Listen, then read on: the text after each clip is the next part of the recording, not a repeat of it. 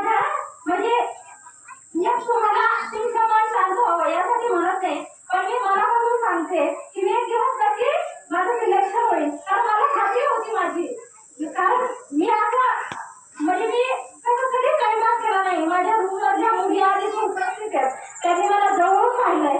तर मी मला जितेंद्र शेळके ते माझे भाऊ, त्यांनी मला कायम मला पैसे पाठवायचे.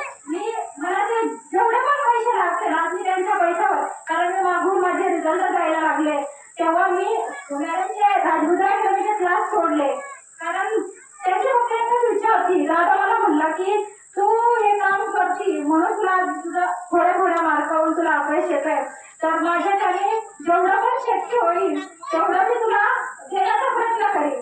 आणि त्यांच्या स्किल्स आहेत, सीमा किंकर ह्या माझ्या मैत्रिणी आहेत, तर त्याही मला जेव्हा जेव्हा मला पैसे वगैरे लागत